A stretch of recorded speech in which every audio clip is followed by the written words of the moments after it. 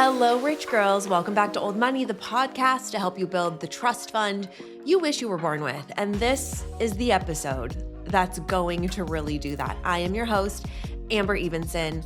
And this episode today, I know without a shadow of a doubt, is going to be one of our pillar episodes. It's the perfect way to kick off 2026. And it's the perfect next step to everything that we've been talking about. I know what the most popular, most downloaded episodes have been in the past. You could probably guess them as well. Obviously, money is my boyfriend, building a relationship with money, getting comfortable with money. We've talked a ton about investing. Everybody wants to know how to grow their money. We've talked a ton about, and we've got a ton of downloads on our credit card points episodes because everybody wants to get more out of their money. And of course, we've talked about paying off debt, getting out of debt. Those have also been very highly downloaded episodes. And of course, as we've talked about, you guys love the lifestyle stuff, how to be a high value woman, how to be chic, all those things. But today's episode is moving the ball forward on this conversation in a very real way. A lot of what we've talked about on Old Money centers around personal finance, managing your spending, living below your means, tracking where your money goes, investing wisely, and also optimizing life, just enjoying it, traveling well, living well, making things systematic and easy. All that stuff is important. But real wealth, real meaningful wealth, building more, getting more every single year is not about how you manage your money. It's how you make more of it. And that's exactly what this episode is about. I am breaking down my 7 rules for earning money. And this, my loves, is the real cheat code to building wealth.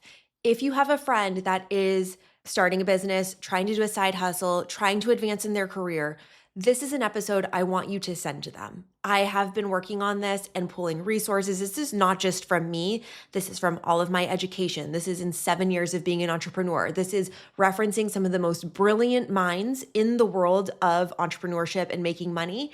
This is the framework. You're going to want to bookmark this. You're going to want to share it. These are things people are not talking about. In fact, when I was doing research for this episode to pull some references from some of the people that I look up to most in entrepreneurship, when you Google or search for things like what are the rules for earning money, the search return is going to give you personal finance tips. It's going to say things like live below your means or don't get in debt. We know this. We've talked about it. These are very important principles, but personal finance is not the way to get wealthy. Earning more money is. Think about who the wealthiest people are in the world. They are running businesses. They are starting or founding companies. They are inventing things that make a massive impact on culture or on our lives.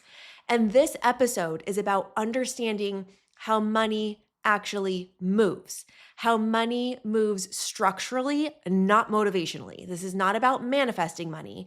This is about we live in a 3D world. We live in a capitalist society. We live in a place where business owners, real estate investors, people who are making an impact on the economy are rewarded.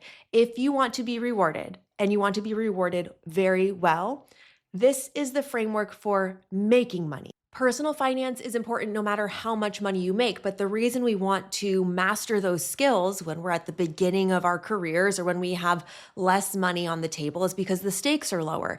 And if you want to really build that old money life, if you want to be the coastal grandmother in the cashmere sweater, or you want to be going to the opera in Gstaad, you want to be doing the crazy old money visions that you have in your brain, you are not going to save your way to that lifestyle. You cannot cut out enough lattes or clip enough coupons to make it to that lifestyle. You want to have the custom set of Rimowa luggage. You want to have the bags. You want to have the wardrobe. You want to have the travel. You want to have the help. You want to have the nannies and the night nurse. You want to have that big ass life. You have to move in a different way. And this is the episode where I'm really getting honest about what it takes. And I'm telling you, it's actually not that bad. It's actually not that bad. And also, this isn't just for entrepreneurs. If you're in a corporate role, if you're working for a small business, or you're self-employed, or you're freelancing. There are different lanes people fall into, and I'm going to cover the nuances of earning more in all of those frameworks. And I think this is the perfect time to talk about this because it's the beginning of the new year. So motivation is high for one, but also if you're anything like me, you spent December flowing out your money plan. Where is my money getting spent? Where is it getting saved? Where is it getting invested? And how much is coming in? And if you've been in the same role or the same job or doing the same thing for a few years in a row, you might notice that things are getting more expensive and you have less money to spend. The reality is that the economy is going to move, inflation is going to continue to go up, housing is going to continue to be more expensive. And there's two things we could do about it. We can complain, we can cut back, or we can figure out how to out earn how expensive things are getting. There was an old radio host that I used to listen to, a now disgraced radio host in Northern California. If you know anything about 98 Rock, Rob, Arnie, and Don, Rob is now completely disgraced, I'm pretty sure. That's a story for another day. However, he's always had this segment on the radio show called Dr. Rob, where people would write in for advice about a multitude of life issues, like I have a terrible mother-in-law, or my boss is doing this or that or whatever. And there's one that sticks out in my head that I think about all of the time. And I listened to this radio show for 10 years, by the way. One of the reasons why I'm podcasting right now, because I was so enamored with this radio show and their banter and his approach. He was very common sense and very measured until about like 2020, and then things totally went off the rails. But I always appreciated his responses to things because there was this letter and somebody would write in. And again, I heard a variety of this similar type of letter over the years. I have found my dream home. I love where I live, but my neighbors suck. They're loud, or they're disrespectful, or they don't mow their lawn. What can I do to get them to comply with how I want them to be? Or how do I get them to quiet down? How do I get them to mow their lawn? Should I write them a nasty letter? Should I report them to the HOA? Like, what should I do? And the response was always very plain and simple. You cannot control what other people do. If you want to live in a place where you don't have that neighbor looking over your fence and being nosy, if you don't want to have that neighbor that plays their music so loud, the only thing you control is yourself. So go buy a house that's in the middle of nowhere where you have no neighbors.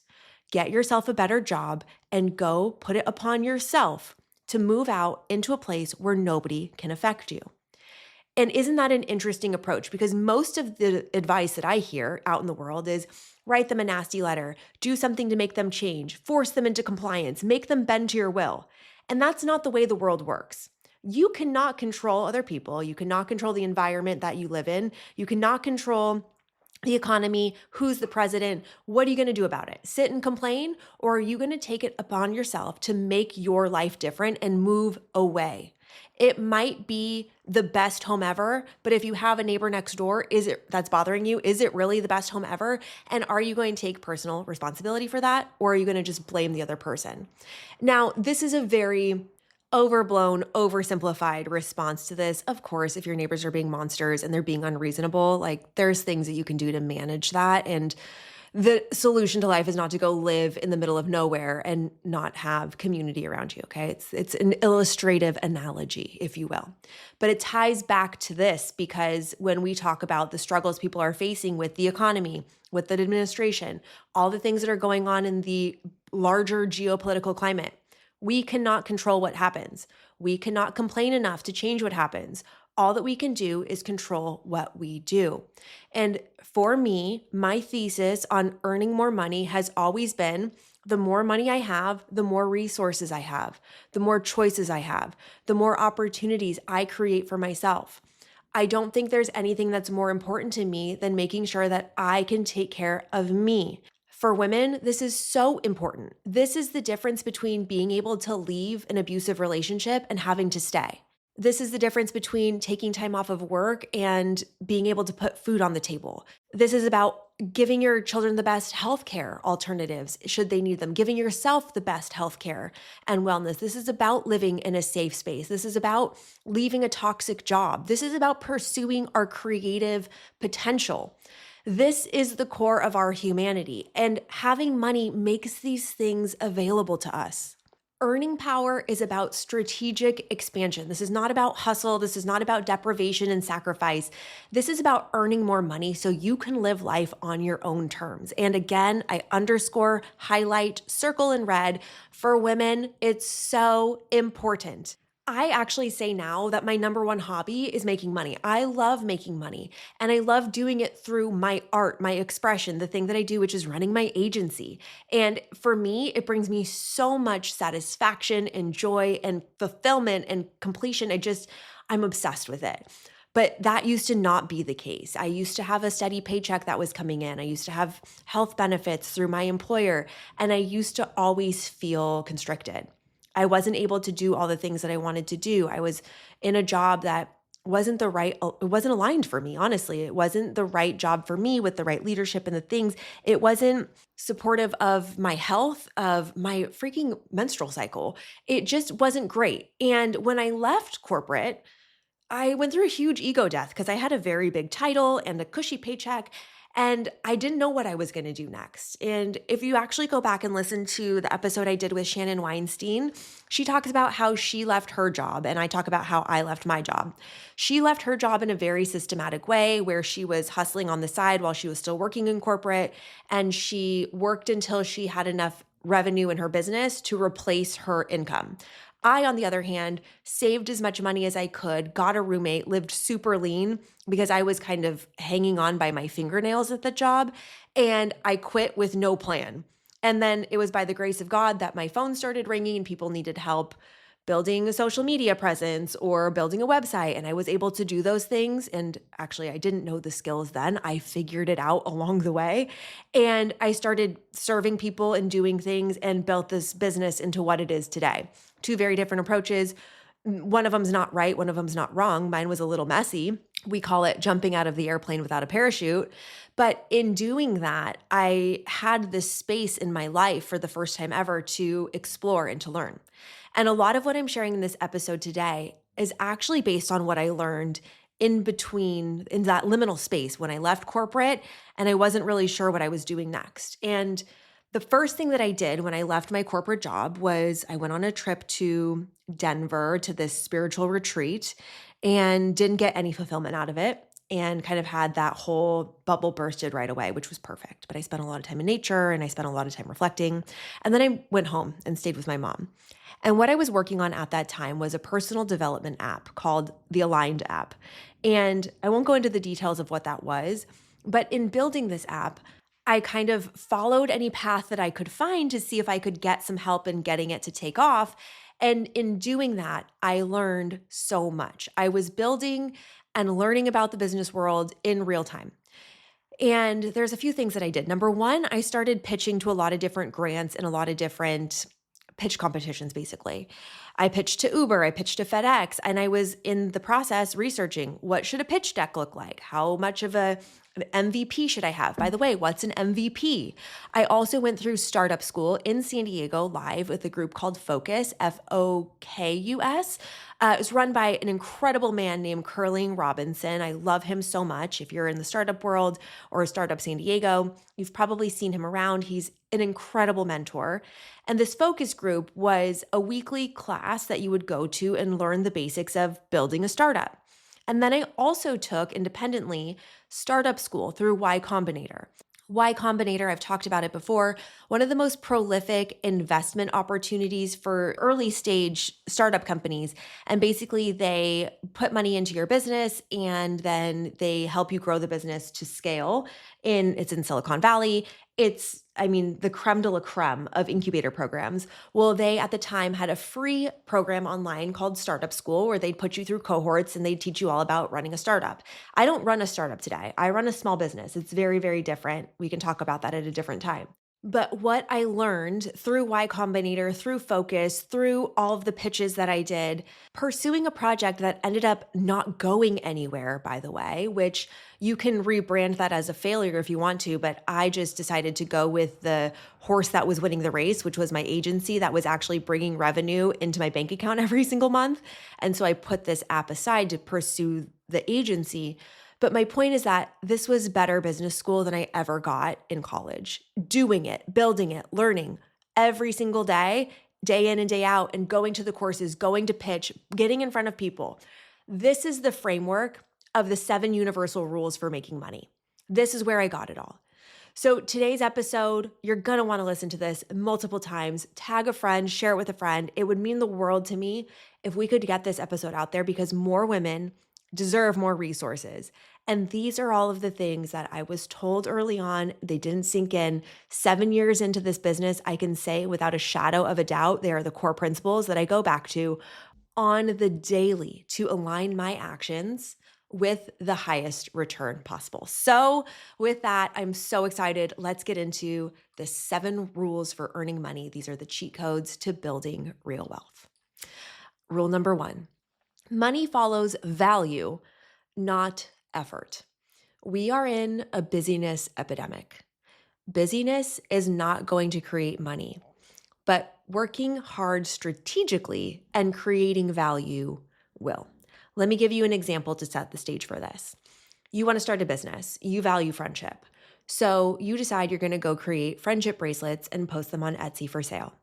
You're going to go post them on Etsy for sale where there's thousands of other friendship bracelets available, where you don't have an audience already built. There's nothing completely unique about your friendship bracelets, but you go and you spend all this time and you create these bracelets and you post them on Etsy and then you don't make a sale.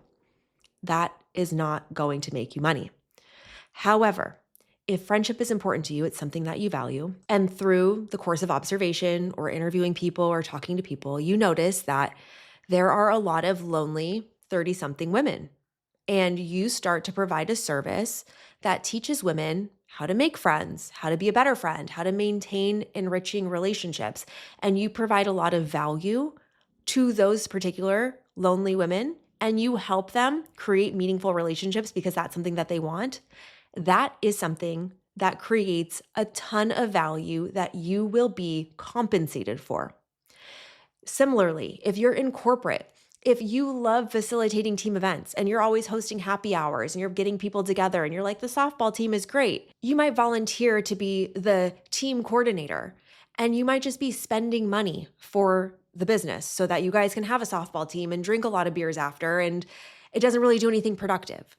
But if you facilitate team events and connectivity that has a KPI tied to it, like most companies do a quarterly impact check-in when do a survey for the employees. And what if you made sure that your events were tied to increasing job satisfaction metrics on the survey? Or you could prove that you were creating a better working environment and therefore reducing turnover, which saves the business more money so they don't have to hire new talent. Those things matter. That measurement has value. Value is solving a real problem that somebody cares about. Not a problem you wish they cared about, not a problem that feels meaningful to you, but a real present need. Friendship bracelets, nobody has demand for friendship bracelets unless Taylor Swift endorses your brand of arts and crafts and she's like, you have to go buy from this Etsy seller. You don't have any value in the marketplace. Are you going to hinge your entire business strategy on hoping that Taylor Swift notices you? Not the best approach. However, if you can directly impact women by helping them find new friends in the area they just moved to, that has value. You want to play softball? Good for you. It doesn't mean anything unless you're doing it for your business.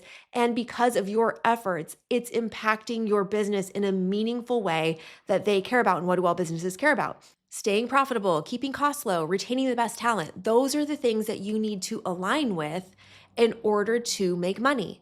Because rule number 1, I'll say it again, money follows value, not effort. And I can imagine what it's like herding cats trying to get everybody to get together at your workplace for a ping pong tournament.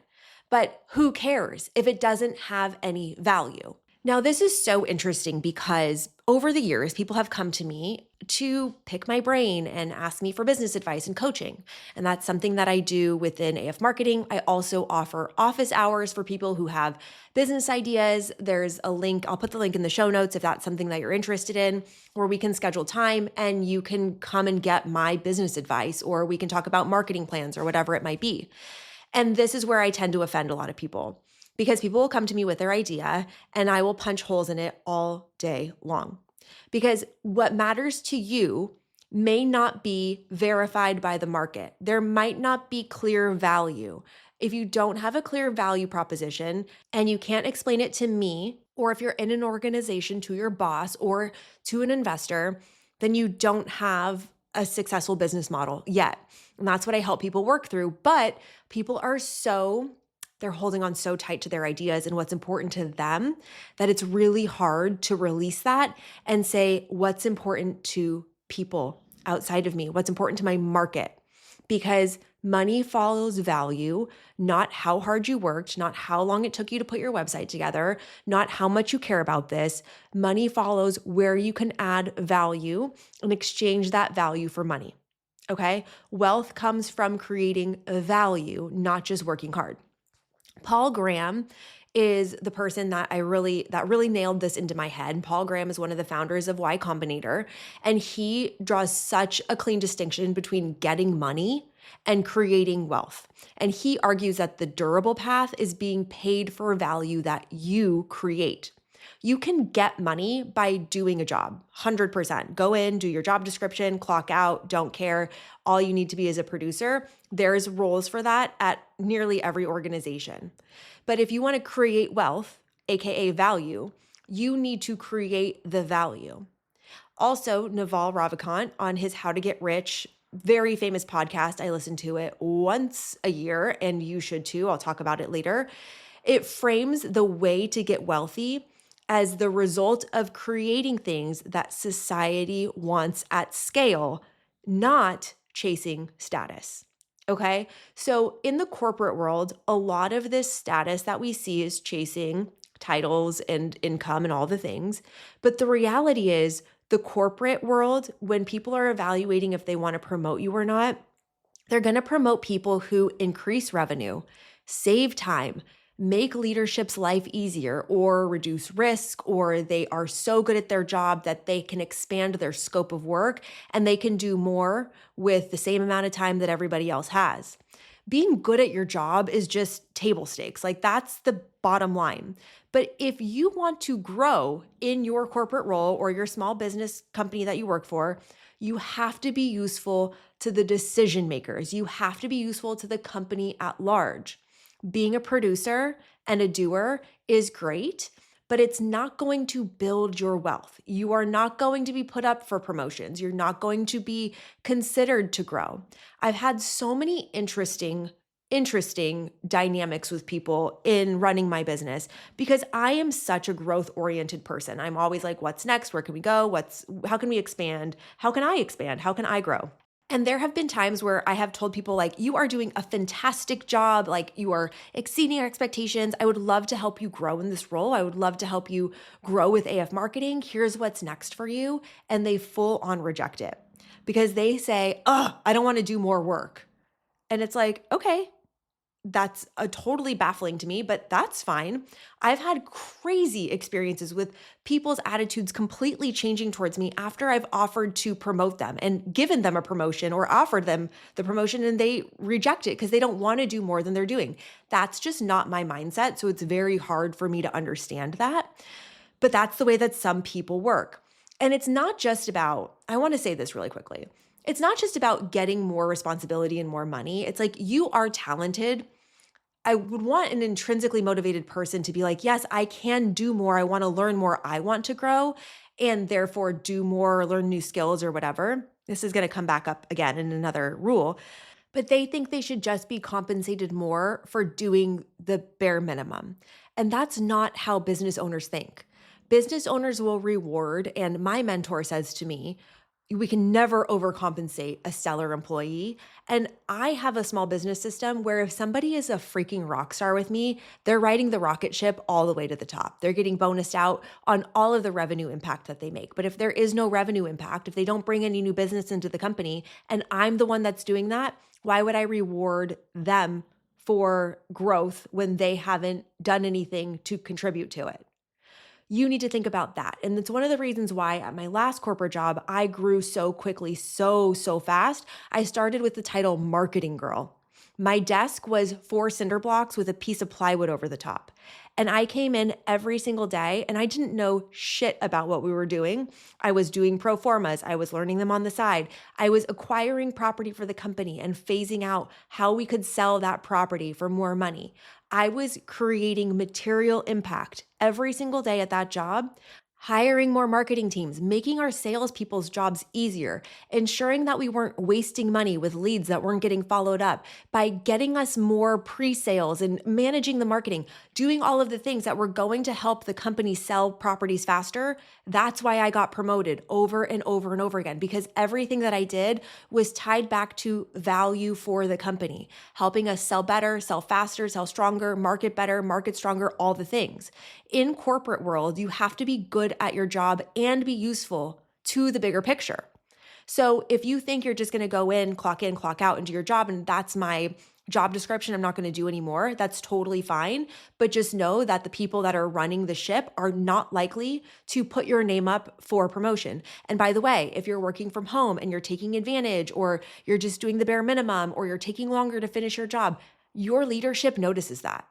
People know your vibes, okay? We know what an A player looks like. And a B player, the A players don't want the B players on the team, okay? The A players are all A players. I hire A players at AF Marketing. And for me, it's so important to make sure that that culture is protected. That's the way that you need to think about your role in your organization. What type of player are you? How would your boss rate you, A, B, or C? This is not about what's fair. This is not about the fact that you also have other responsibilities outside of work. The framework of what the conversation is today is, do you want to make more money? Do you want to earn more money? That's the corporate lens. Okay, I'm just being really honest about it. Now, let's talk about being a freelancer or a business owner. This is where product market fit is everything.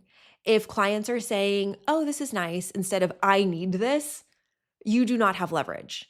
We're going to talk more about leverage later, but quickly on this, let's say, for example, okay, here's an example. I need my nails done so bad. Let's say you are the best, most talented nail artist in all of San Diego County. People are driving from all over to get to you because you do the best illustrations of God knows what, the Grinch at Christmas on people's nails, and they go super viral for having them on their page or whatever.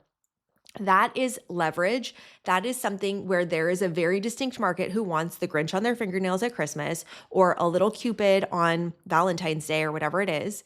You have a demand of people who want your skill set because it's important to them. Versus, are you a manicurist who refuses to do gel, doesn't do extensions, doesn't do any artwork, and only does a manicure with OPI polish that's going to flake off after a day? You do not have leverage. So therefore, you do not have the ability to charge more for your time or your services because they're not in demand. Nobody wants an OPI Lincoln Park After Dark that ships off in 42 seconds after you walk out the door. Nobody wants that. It's not where the market is now.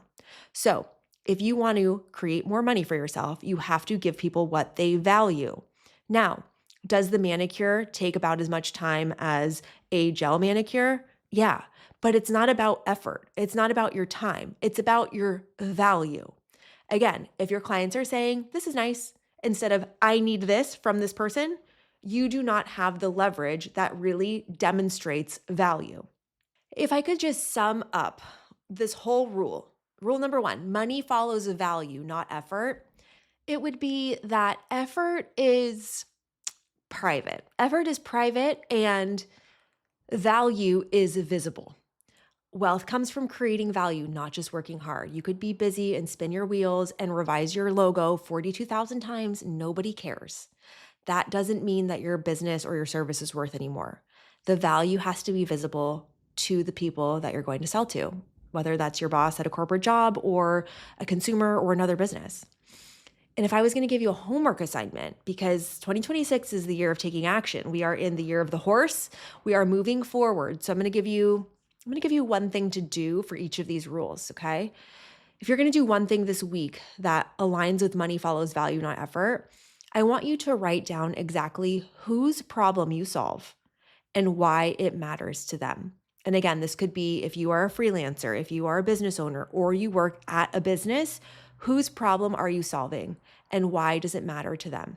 This could be a customer focus. If you work in a corporation, for example, maybe you are customer service, maybe you work in property management and you make sure that more people renew because the way that you run your property is better than the place next door. And you make sure people are aware of that. Or maybe you are in asset management and you make sure that your assets are managed properly and they're all performing and giving a return to your company. Whatever it is, write it down. And then that is your focus for 2026 if you want to earn more money. Okay, rule number 2. This goes hand in hand. All of these rules are related, but it is very different from rule number 1. But there's a lot of overlap. You'll see all of these examples that I have tie together. Rule number 2 is that demand decides your ceiling. Demand decides your ceiling because money doesn't respond to potential. It responds to demand. Because people don't get rich just because they're talented. People who are talented get rich because there is a demand for their talent. Talent does not determine earnings. Demand from the market does. And again, we're going to extrapolate this into if you're an entrepreneur, if you work in a corporation, whatever. But let me give you a real world example to make this point painfully obvious, okay?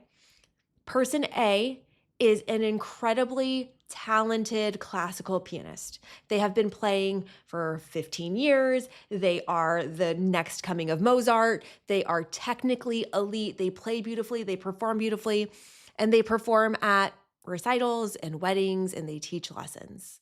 Now, even if this person makes it big, they become very popular.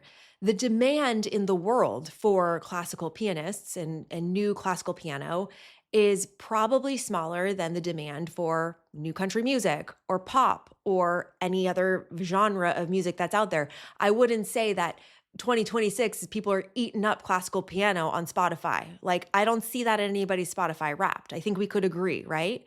So even if this person makes it absolutely to the top of their game, there just isn't the type of demand where people are going to want to continuously pay over and over and over again for a classical pianist, whether it's through buying their songs or seeing them in concert, versus person B is the most incredibly talented, amazing DJ. They have trained for 15 years. They are technically elite. They have the most incredible music. It's an EDM. They perform and put on the best shows. They are absolutely epic on stage. They start by posting their DJing skills on TikTok, and then they get some local gigs in their community. And then they get to go to open for Kygo, and then they get a residency at Encore Beach Club in Las Vegas. There is a huge market for incredibly talented DJs because people will go and travel all over the world to follow their favorite DJs. I've done this. I've gone to Europe to see my favorite DJs play. And people are continually going back to the same places to see their same performers over and over again. There is a huge market of 20, 30, and 40-something-year-olds who loves electronic music more so than classical piano, more than likely. I mean, I'm a case study in this. I've gone to see the Chainsmokers at Encore Beach Club like 42 times just because it's a good time. There is more demand for an electronic music DJ artist that is relevant to culture at large. And dollar for dollar, they may be equally talented to this classical pianist. The pianist maybe even is more talented because it's more technical. I don't really know anything about being a DJ, but as a child who spent nearly 15 years in piano lessons and hated every moment of it, I can see that there's some technical situations there. They could have the same amount of training. They could be technically elite. They could have the same value of stage presence. But overall, there's more demand for a DJ in today's society than a pianist. It's not 1774 anymore, and the market has shifted. So they might have the same amount of talent, but there's more demand for the DJ. Therefore, the DJ over the course of their career will demand more money because there's more of a market. People will travel to their shows, go to their concerts, see them in residency, buy their merch and their music, and they'll follow them on TikTok. And therefore, this person's going to have a larger audience. So they have more brand deals, all the things. They are going to have more opportunities. They might be the next Kygo starting Palm Tree Club, which is an entertainment venue and tour and investment company. The opportunities here are endless because the ceiling is very high. The demand is very high. Therefore, the earning potential matches it. Talent is potential, but demand is income. Let's talk about this in a corporate example, okay? In corporate, high earners are the ones that are going to sit close to and influence things like revenue, strategy, risk, power, how much money goes in, how much money goes out. The people who make the most important decisions are the ones that are sitting close to revenue, strategy, risk, power, money, like the CEO, the COO, the CFO, the marketing strategist. All these people have roles that are tied to outcomes that are important for the company. If your role is not tied to outcomes, income growth is capped. This is a hard pill to swallow for producers because if you are a producer, if you are just doing the job, you are more of the cog in the machine than you are somebody who is influencing revenue, strategy, risk, and power. That's why people in sales positions get so well compensated in commission because they're helping the company grow. But if you're the person that's doing the service, like you're the mechanic in the auto shop, you, the mechanic, you are a cost. The market determines how much you get paid. Mechanics are doing a service to maintenance the cars that are sold. Let's break this out into like a dealership scenario, okay? You're the mechanic. You might be the best mechanic in the shop, so you get, promoted to leadership within your service bay, and maybe you do upsell and do a really good job. Okay, so you're compensated well there. But the person that's going to make more than the mechanic is the salesperson. Because if the salesperson's out there on the car lot and they're slinging cars all day long, they're going to be making a lot of commission because overall, the dealership needs sales to happen to be successful. If you're the sales manager and you're helping and coaching your salespeople to be successful on the sales floor, you'll make more money than them.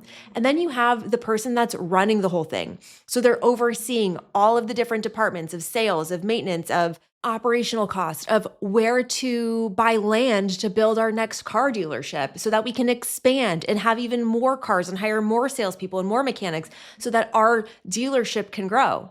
That person's going to be even more well compensated.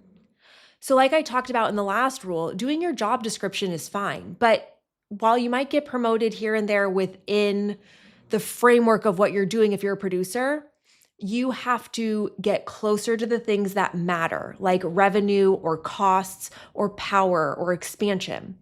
And if you are a producer, it's likely that you can be replaced with another producer. And the way that the business looks at you is a cost of goods sold or a cost of service, basically, because you need to do the work to service the things that have been sold. Whether you're a social media manager or you're a teller at a bank, you don't have a lot of leverage. You don't have the specific skills that help you get closer to the things that matter to the business. Again, it's not about what matters to you, it's about what matters to the business. So Cal Newport, who is a career theorist and author, he has this idea of career capital, which is basically if you're in a larger organization, build rare and valuable skills and then cash them in for better roles, more autonomy, higher compensation. All of these rare and valuable skills strengthen your corporate lane, meaning that promotion and raises are things that you can achieve.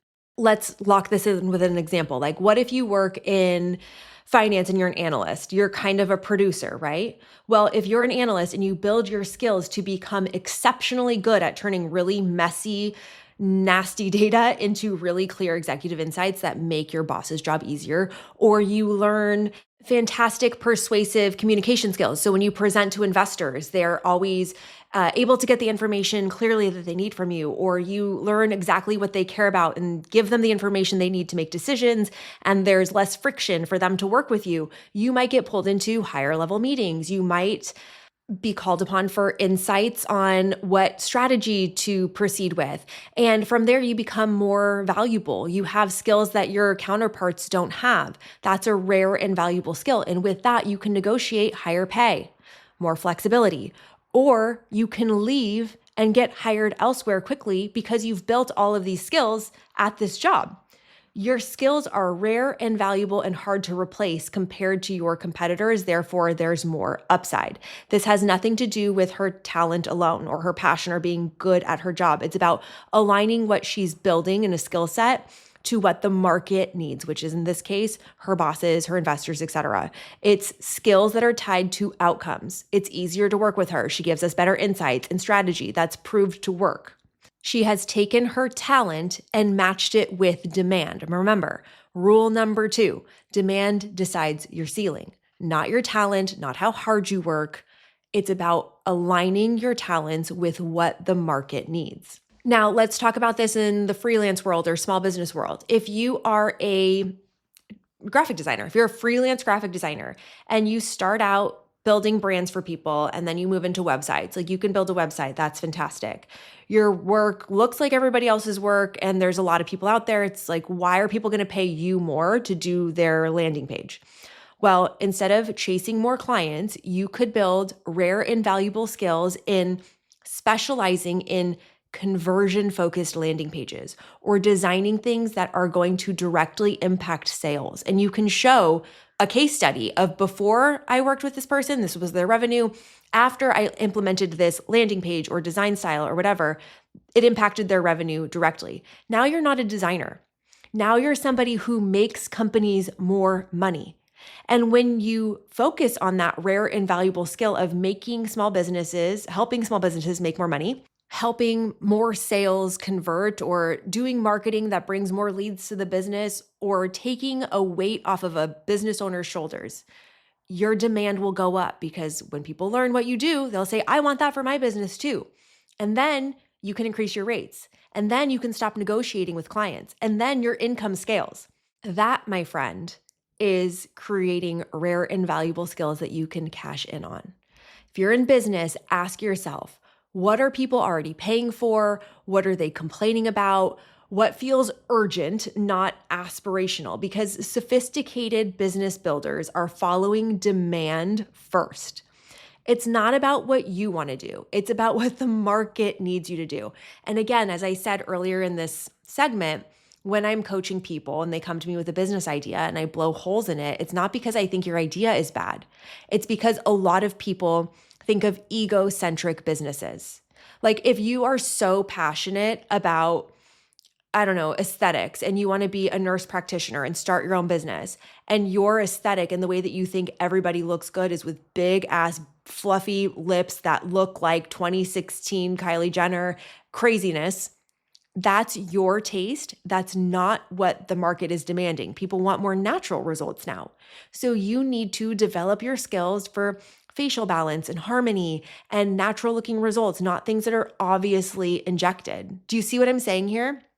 So the takeaway is listening to what matters and building skills in that direction, because demand is going to decide how much money you can earn, not what you care about. So if you were going to do one homework assignment this week, I would say identify where demand already exists. Like, what are your bosses saying they're stressed about? What are your customers saying is keeping them up at night? And then from there, you brainstorm a list of how you can fill that gap. Now, here's the cheat code. If you work in corporate, it's about to be pref time. It's coming up probably for everybody at the end of Q1 of doing reviews and all that type of stuff. If you proactively go to your leadership and say, what matters to you in the business and how can I add more value so that I can grow within the company, they will probably be so impressed, first of all. And they'll probably say, we need more sales, or I need this turnover to be lower, or we need to increase margins here, or take the amount of time it takes to create this project down, whatever it might be. And then you focus on that and execute on what's important to the leadership.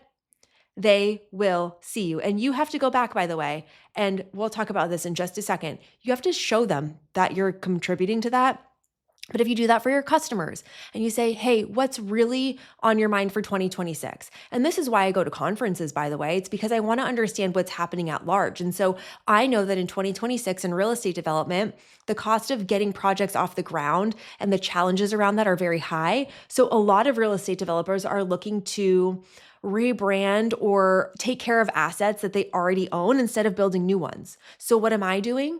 I'm coming out with a ton of educational content on that for our business, for our customers this year. And I'm offering a new service around rebranding an existing community in a way that's going to help our customers increase rents, have higher resident retention and renewals, to clean up reputation issues so that we don't lose on new prospects. All those things. Like that is the demand that is needed from my customer. Therefore, I meet the demand and I can charge a premium for it early when nobody else is doing this yet in my market. To recap, rule number 2, demand decides your earning ceiling. The market sets your income, not your talent, not your potential, not what you care about. You've got to align your skills with what your market cares about. I'm freaking out. We're already at 45 minutes. This is going to have to be a 2-parter because we've got 7 rules to get through and I'm only on rule number 3. So we'll finish up rule number 3 in this episode and then we'll go to 4 through 7 in the next episode. So quick pause for just, I don't even want to call it a plug. Like if this is resonating with you, if you are taking notes on this episode, if you are building something, I want to hear from you. I want to shout you out. I want to know what's going on in your life. So send me an email, oldmoneypodcast@gmail.com. Send me a DM on social. I respond to every single one. If this is resonating with you and you haven't done it yet, I would be so honored if you leave a review, share this with a friend. We want to grow this podcast in 2026, and you are a really big part of that. So if you feel so inclined, I'd be forever grateful. Let's get into rule number 3. You're not going to want to skip this one. Before I tell you what it is, and I've talked about this on the podcast before, a story for you. My dad was helping me with some early coaching when I had just really started bringing team on board. And I was having a really hard time with my team not asking for what they wanted from our vendors and just accepting work that was not up to our standards. And I was like, what is going on here? Like, why can't they just say, hey, can you give me a revision on this? It's not bad to give feedback, especially when we're doing work as a team and I need one more revision or you spelled this word wrong, but they were so afraid to ask for that. My dad said, well, you just got to tell them that if they were going to go to the mechanic with their car and they brought it in for an oil change and they changed the tires, they would just say, hey, like I brought this for an oil change and you changed my tires, so like fix it. And I brought this up to the team and all the team, all Gen Z, I was like, what would you guys do? You would say something, right? And they were all like, no, literally, I would just take it and go figure it out somewhere else.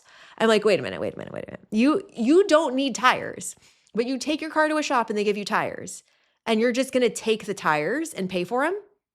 And they're like, yeah. And I'm like, well, what if you go to a restaurant and you order a dish and then they bring you the wrong dish? You're just going to eat the dish? And they're like, yeah, I'm not going to send it back. Now, this is not hating on these, and I can think of the 3 girls. I remember exactly where we were when we had this conversation in a tiny little office where the 4 of us worked. And this is not hating on them at all. This is not hating on them at all. These are very smart girls, by the way. Only hired very, very smart people to work for me. Always do. These were brilliant, lovely, thoughtful, wonderful girls.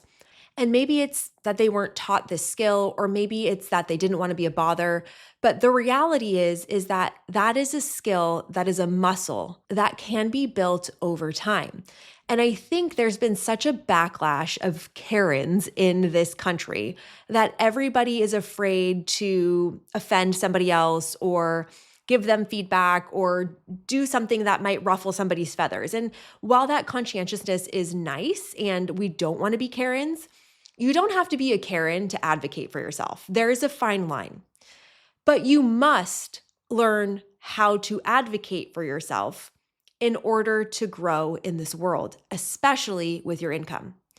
And advocating for yourself is not just about not taking the tires and getting your oil changed and If there's a mistake, there might be ownership on both sides. I wasn't clear in my order. You took the notes down wrong, whatever it is. Or same thing with ordering the dish. Maybe you didn't hear me. Maybe it's loud in the restaurant. I'm so sorry. But we are going to advocate for what it is we want and what it is we need.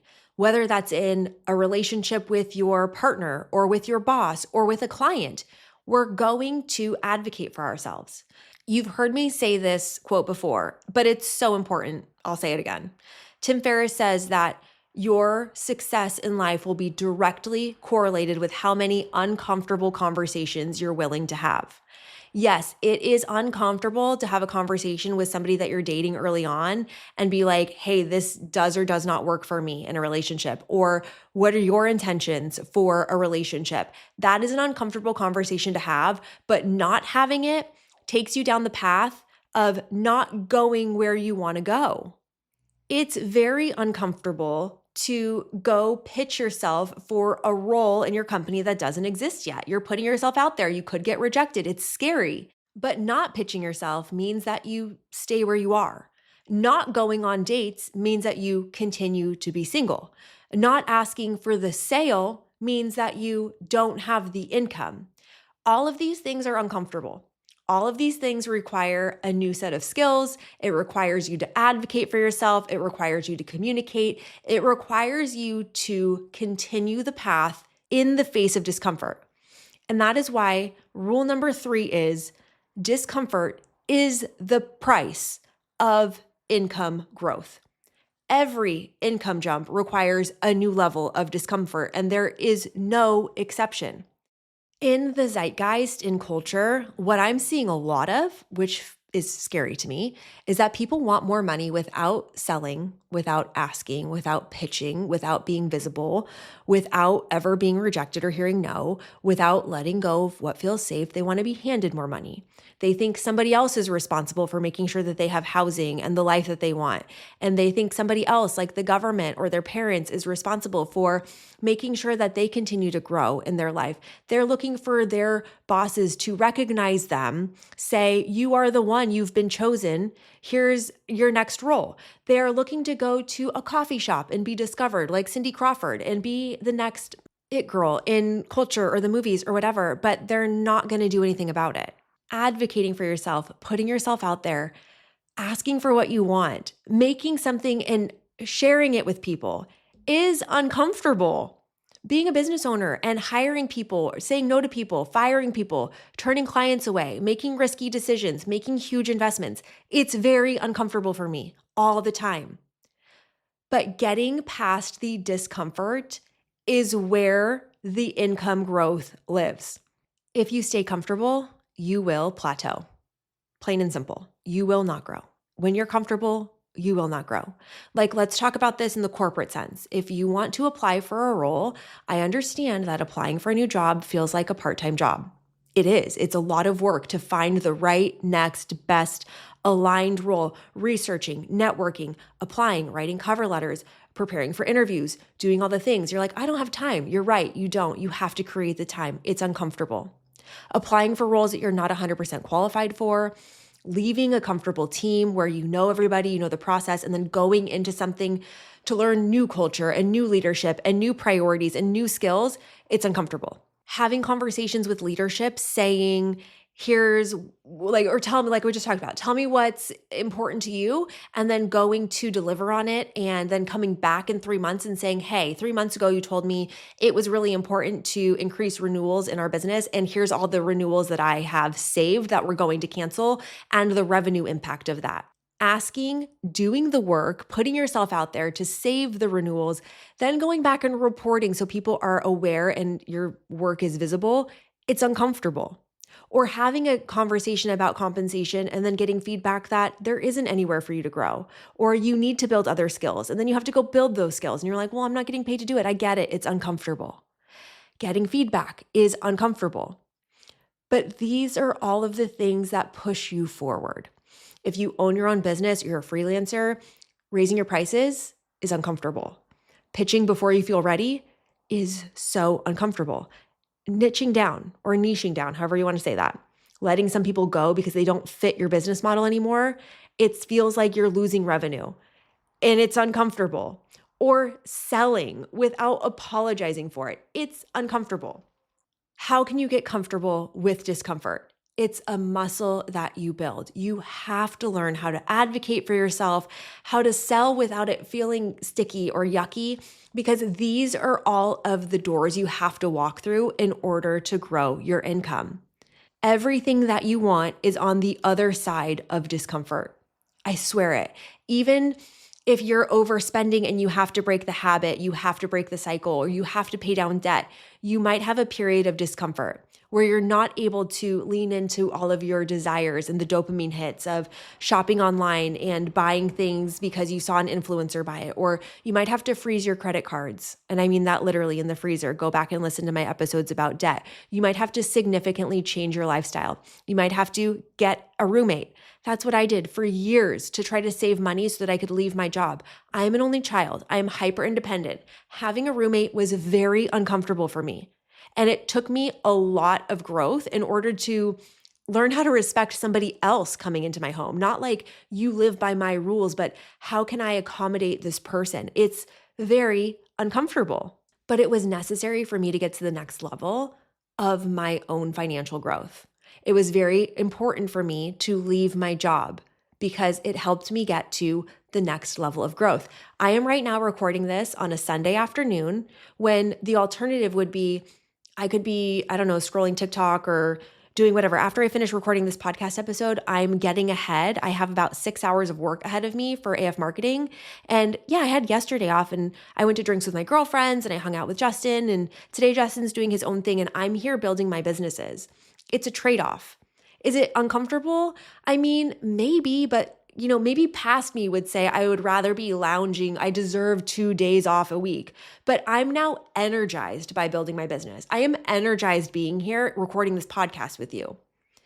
I am the one that is advocating and taking the action that is not the easiest path. It's not the path of least resistance. I show up all the time. And that's what an old money woman does.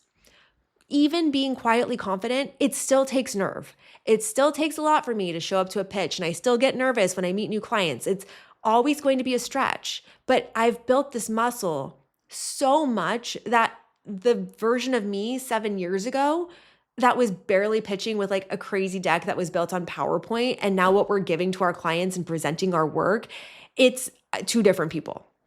And by the way, I'm not always working every single weekend.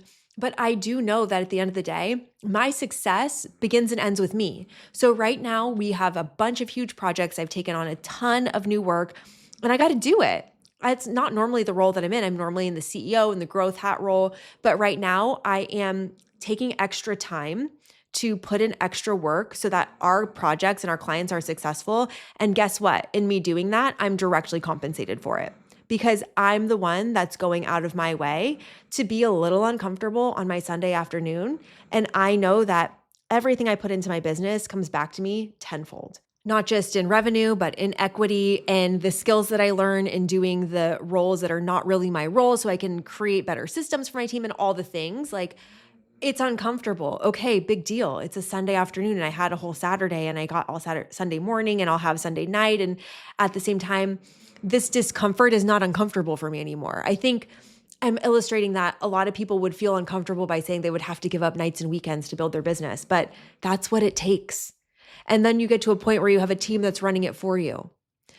Ask culture matters. Negotiation, pitching, advocating for yourself, those are wealth skills. Advocating for yourself, selling something is not about you getting one over on someone else, by the way. It's about finding a win-win solution. I hear from so many people that they don't like selling. But here's the thing. If you're following rule number 1, which is that you are creating something of value, and number 2, you're responding to the demand of your market and the things that they need, then it makes rule number 3, which is discomfort is the price of income growth, a lot easier, because if you're following rules 1 and 2, then you're creating something of value and presenting it to a community that demands it of you. And therefore, selling is not about winning one over or taking advantage of somebody or getting money out of them. It's like, hey, you have this problem. I have the solution. Let me help you. And then depending on how important your problem is or their problem is and how great your solution is, the value, you get to charge more and more and more for it. So this discomfort goes down naturally if you're following the other rules. So if you're a person that is not strong in the muscle of advocating for yourself, asking for what you want, or having uncomfortable conversations, it's a muscle that you can build slowly. When your Starbucks drink gets made wrong, can you advocate kindly, not by being a nasty Karen, but saying, hey, I'm so sorry. I ordered a white hot chocolate and you gave me a regular hot chocolate. Would you mind correcting that for me? That's advocating for yourself. That's uncomfortable. Or if you make a mistake, taking ownership and accountability and apologizing for it. That's uncomfortable. That's a really important skill to learn. Taking ownership is so underrated. Oh my gosh. If you take your car to the mechanic and you asked for new oil, but they gave you new tires, you have got to learn to say, hey, I didn't need new tires. Can you put my old ones back on? And I'm not going to pay for that, but I do need an oil change. So please do what I asked of you. And obviously you're not going to say it that way, but it's about advocating for yourself. The biggest thing that I see that is an epidemic in our society today is people wanting more and they don't do anything to ask for it. They don't create any value in the market and they're not responding to demand. And then they're resentful and they complain. I could scream. So if I could give you one thing to do this week, one thing, it would be to call yourself out on the one conversation that you have been avoiding having. There's a conversation in your life that has just been, I got to talk to this person about this thing. I need to have this conversation, and you're putting it off. You're avoiding it because it's uncomfortable. And you're going to have the conversation. Go to ChatGPT. I want you to tease out both sides. You can figure out some scripts. You can practice in the mirror. When I used to be in sales, I used to practice my sales pitch in the car driving to work every single morning so that it wouldn't stumble out of my mouth and trip on my tongue. And I felt more confident in my pitch. You've got to practice having these conversations. They are uncomfortable. I get it. But this week, you are going to name the conversation you've been postponing and you're going to have the conversation. Quiet confidence still takes nerve. Every single level of your income growing is going to require a new level of you, and it's probably going to feel uncomfortable. And if you can get comfortable with being uncomfortable, you can be successful. You guys, I have so much more to share with you about this. Rule number 1, money follows value, not effort. Rule number 2, demand decides your income ceiling. Rule number 3, discomfort is the price of income growth. On the next episode, we're going to go through rules 4 through 7. You are not going to want to miss the conversation. I will check in with you next week. We'll continue. Let me know what you think about this episode. If you are building something, I want to hear from you. I want to shout you out. Let me know what's on your mind. You know how to find me. It's all in the show notes. I love you so much, and I'll talk to you soon.